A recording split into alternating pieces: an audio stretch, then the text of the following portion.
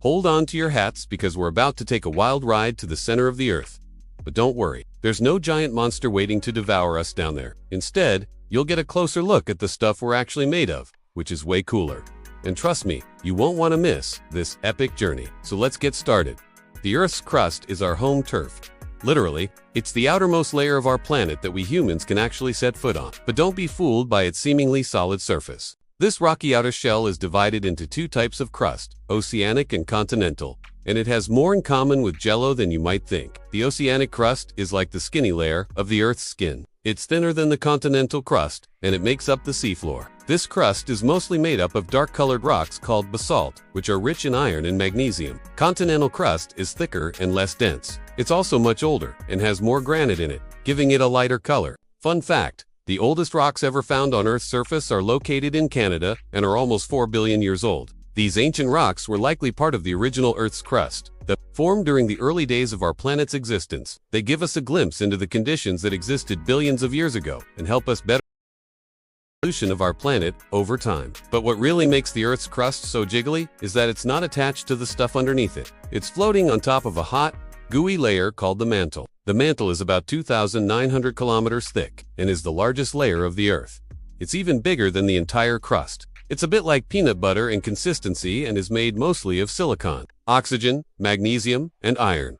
Although the mantle is mostly solid, it behaves like a very viscous fluid over long periods of time. That's because the temperatures in the mantle are super high. The closer you get to the core, the hotter it gets. At the top of the mantle, the temperature is around 1,000 degrees Celsius, but near the bottom, it's as hot as 3,700 degrees Celsius, which is as hot as the surface of the sun. But wait, there's more. The mantle also has some seriously intense pressure going on. It can be as high as 36 gigapascals, which is equivalent to having an elephant standing on your finger for a million years. That's why the rocks in the mantle are squeezed together so tightly. But here's the crazy part. Despite all that heat and pressure, the rocks in the mantle don't melt. That's because the melting point of rocks isn't just determined by temperature, but also by the pressure they're under. The deeper you go into the Earth, the higher the pressure, which means you need even higher temperatures to melt the rocks. So even though the temperatures in the mantle are super high, the pressure keeps the rocks from turning into a gooey mess. It's like a never-ending game of tug-of-war between heat and pressure. And speaking of tug-of-war, the Earth's crust and mantle are always in a constant battle with each other. The crust is always trying to cool down and harden,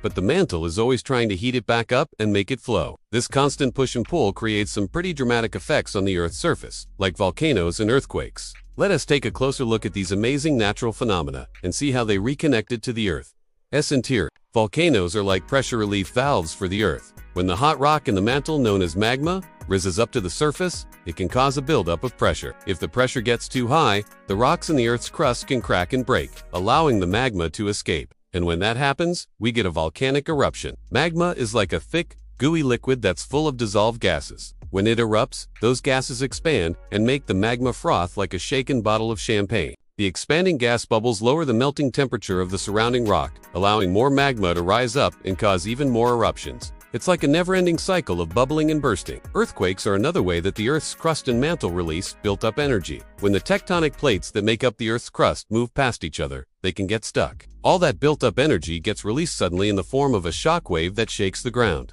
The spot where the energy is released is called the focus or hypocenter of the earthquake, while the spot directly above it, on the Earth's surface, is called the epicenter. The strength of an earthquake is measured using something called the Richter scale. The scale is logarithmic, which means that each whole number increase represents a 10-fold increase in amplitude and approximately 32 times more energy released. For example, a magnitude 6 earthquake is 10 times stronger than a magnitude 5 earthquake and releases about 32 times more energy. Now let's take a plunge into the Earth's outer core. This liquid layer is about 2,200 kilometers thick and is mostly made up of iron and nickel. It's also super hot, with temperatures ranging from 4,500 to 6,000 degrees Celsius. You'd be like iron in no time if you stayed there for a while. Because the outer core is liquid, it's constantly churning around, creating currents that generate magnetic fields.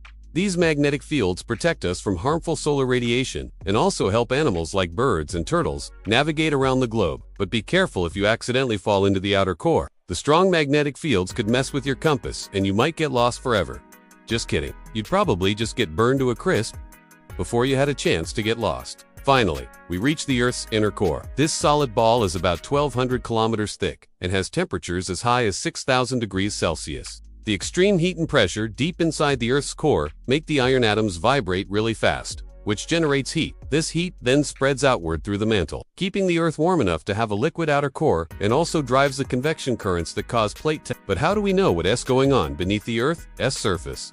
If no one can actually dig that deep, well, it's thanks to a group of brave miners who have been busy tunneling beneath our feet. Okay, just kidding. We haven't actually dug that deep into the Earth, but we do have some clever ways of studying the layers below our feet. One of the main tools that geologists use to explore the Earth's interior is by recording the waves created by earthquakes. Seismologists can create images of the Earth's layers by measuring how fast the waves travel through each layer. They can also learn about the composition and density of the materials in the Earth's interior.